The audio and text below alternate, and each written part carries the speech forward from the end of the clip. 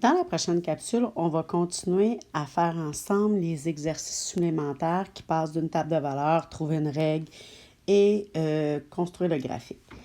Je te conseille toujours de les faire avant, d'arrêter la vidéo, puis après ça, de repartir la vidéo pour écouter mes explications. Dans le numéro 4, la situation n'est pas proportionnelle parce que à 0, c'est 50. Donc, comme à 0, c'est pas 0, il n'y a pas de proportionnalité, donc il n'y aura pas de coefficient. Fait que je ne pourrais pas dire par quoi ça se multiplie ma première ligne pour obtenir ma deuxième ligne. Dans ce temps-là, on va aller utiliser une autre stratégie. On va aller vérifier les bons. De combien de dollars ça a augmenté. Puis ici, on est passé de 50 à 110, donc on a augmenté de 60 dollars. Puis on a passé de 110 à 170, on a augmenté de 60 dollars.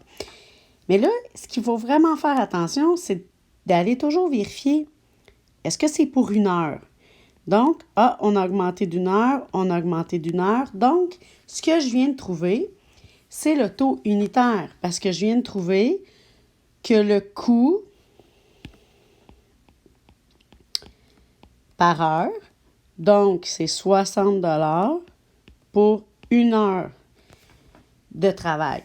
Fait que ça veut dire que la personne, son salaire qu'elle reçoit 60 dollars pour une heure de travail. Fait qu'on va faire 60 B, parce que B veut dire ton nombre d'heures de travail.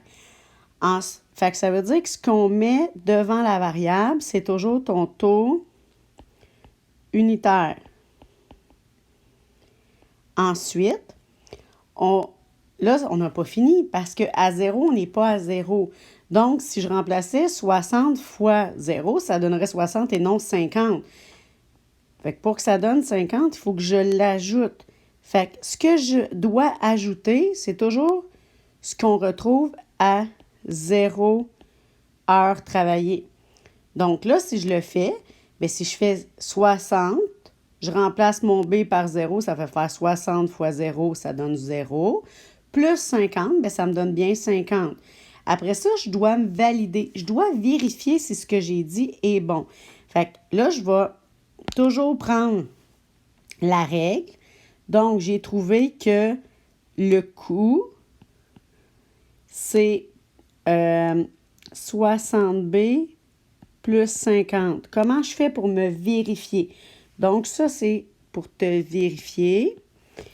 Je vais remplacer mon B par une heure. Donc, 60 fois 1 plus 50. 60 fois 1, ça fait 60 plus 50.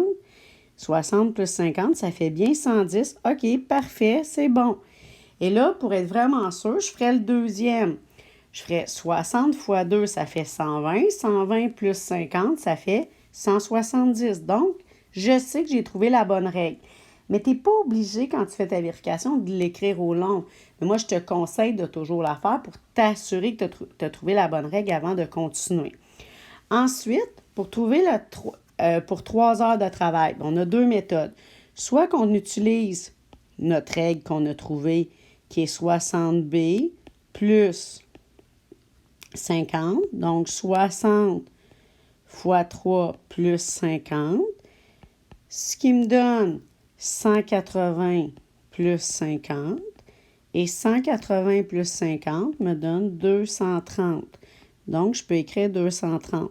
Mais aussi, comme on augmentait juste d'une heure de travail, j'aurais pu dire, je pars de 170, puis j'augmente de 60, et ça va me donner 230. Il ne faut pas que j'oublie mes 3 petits points. Une fois que ça, c'est fait, que j'ai trouvé ma règle, là, je peux passer à mon graphique. Donc, on n'oublie pas ce qui est sur l'axe des X, c'est ma première ligne. Et ma première colonne, ce qui est sur l'axe des Y, c'est ma deuxième. Donc, je vais mettre nombre d'heures. Et le coût en dollars. Puis mon titre, c'est coût en fonction du nombre d'heures travaillées. Et là, je veux placer mes choses comme il faut. Fait que sur l'axe des X, je veux placer 0, 1, 2, 3. Fait que je peux facilement graduer par 1.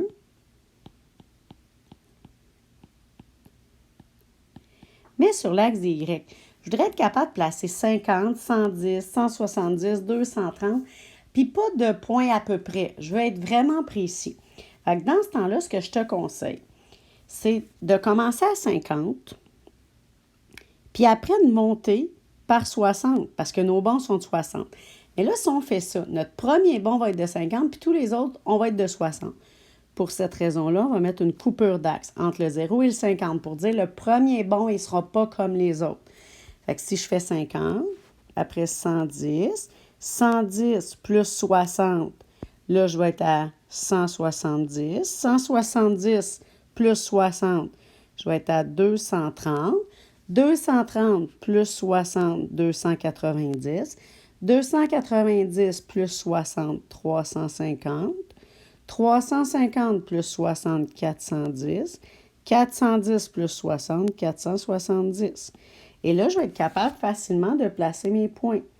Parce qu'à 0, on est à 50. 1 heure travaillée, 110. 2 heures travaillées, 170. 3 heures travaillées, 230. Et là, comme la personne pourrait travailler une demi-heure, donc entre 0 et 1, elle pourrait travailler 1 heure et demie, entre 0 et 2. Mais pour cette raison-là, elle va pouvoir avoir les salaires entre. Donc, je vais relier. Et je serai capable d'avoir les autres informations aussi facilement avec ma droite. Le dernier problème de cette page-là. On a les taxes à payer en fonction du prix marqué. Premier conseil, va toujours vérifier si c'est un coefficient de proportionnalité, surtout qu'à 0, on est 0. Fait qu'on se dit, il y a des bonnes chances que ça soit proportionnel. Mais là, j'en ai plusieurs, par expérience, à chaque année, qui me disent, je vais diviser, madame, parce que j'ai 100, puis je vais arriver à 10. Fait que je vais diviser par 10. Non, tu peux pas. Un coefficient de proportionnalité, c'est toujours par quoi tu multiplies. Fait que si je veux trouver par quoi j'ai multiplié, je vais faire l'opération inverse. Je vais dire, 10 divisé par 100, ça me donne combien? Fait que si je fais 10 divisé par 100, j'obtiens 0,1. Fait que ça veut dire que mon coefficient de proportionnalité a des bonnes chances qu'il soit de 0,1. Et là, je vais l'essayer. Si je fais 100 fois 0,1, ça me donne bien 10. Si je fais 200 fois 0,1, ça donne bien 20. Donc, j'ai trouvé mon coefficient de proportionnalité qui est de 0,1. Ensuite, là, je vais être capable de compléter. Fait que soit que je l'utilise en faisant le fois, 0,1, ou sinon, j'utilise la règle que je vais trouver. Comment je vais trouver ma taxe? Ça va être 0,1M.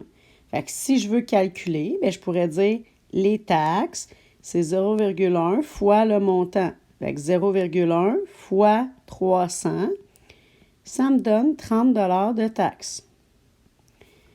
Et là, j'ai complété ma table de valeur. Je sais que ma situation est proportionnelle. Fait que quand je vais regarder je vais tracer mon graphique, logiquement, j'ai une droite oblique qui va passer par l'origine. Ce qu'on a sur la première ligne va sur l'axe des Y dans ma table de valeur. Ce qu'on a sur la deuxième va sur l'axe des... ce qu'on a sur la première ligne va sur l'axe des X. Ce qu'on a sur la deuxième ligne va sur l'axe des Y. Donc, sur l'axe des X, je vais venir marquer le prix marqué de l'article qu'on va acheter. En tant que tel, c'est ce qu'on va avoir. Puis les taxes vont être en fonction de ça, en fonction du prix qu'on va avoir acheté notre article. Donc, taxes à payer en dollars. Puis là, j'ai mon titre qui va être les taxes à payer en fonction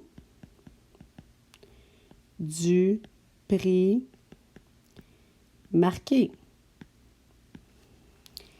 Là, si je veux être capable de placer la majorité de mes nombres, je regarde sur mon axe des X. Je vais être capable de placer 0, 100, 200, 300. Donc, facilement, si je gradue par 100, ça fonctionne. Je pourrais graduer par 50 aussi. Ça, c'est libre à toi. 100, 200, 300, 400, 500, 600, 700, 800. Et là, sur mon axe des Y, je vais être capable de placer 0, 10, 20, 30. Fait que si je monte par 10, ça va fonctionner. 10, 20, 30, 40, 50, 60, 70, 80. Ce qui est important, c'est toujours que ça soit gradué la même chose sur ton axe des X et sur ton axe des Y. Fait que si on a payé un article 0, ben on n'a rien acheté, ça ne nous coûte pas de taxe. Si on a payé un article 100 ben on va payer 10 de taxes. 200, 20 de taxes. 300, 30 de taxes et ainsi de suite. Mais est-ce que je pourrais acheter un article 15 20 Oui, puis je vais payer des taxes. Fait que je peux avoir l'information entre mon 0 puis mon 100, entre mon 100 puis mon 200. Donc, pour cette raison-là, on va pouvoir relier tous nos points.